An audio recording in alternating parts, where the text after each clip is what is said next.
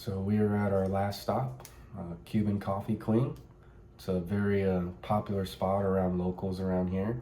We'll be having Cuban coffee and some dessert here, the key lime pie. It's both very delicious.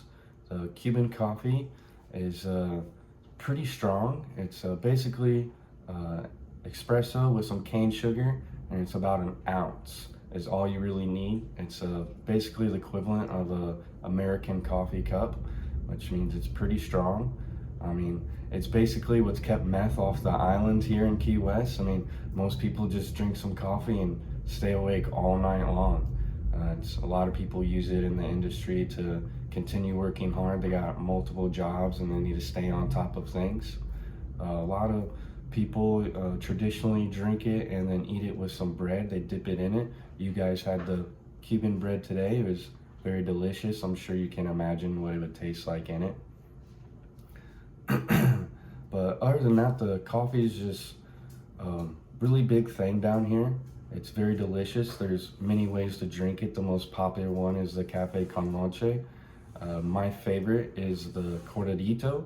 The cortadito is basically a couple shots or two with some milk in it. Now, the coffee we'll be having today isn't really from Cuba due to embargoment, but it's just as good, and it's basically the authentic things. I could give you a couple of famous coffees to be having today. If you wanted to go out and buy them, it'd be the Bustelo or Palan. It's very famous coffee brands around here. I'd like to talk a little bit about the key lime pie.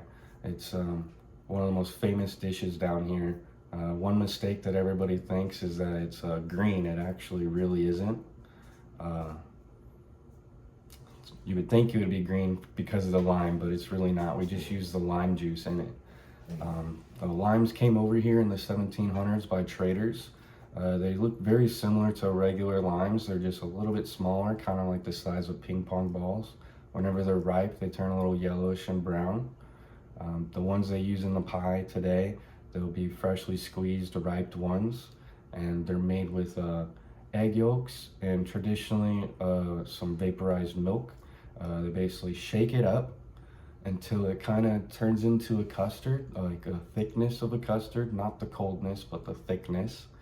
And then they let it sit, and it basically becomes like a dense, creamy texture. So they normally just use the yolks, but the whites are never wasted. The whites are actually used for the toppings on it, basically the frosting or the icing. All you have to do is add sugar, salt, and vanilla and just whip it up again, and then finish it off on top, and you basically have a key lime pie.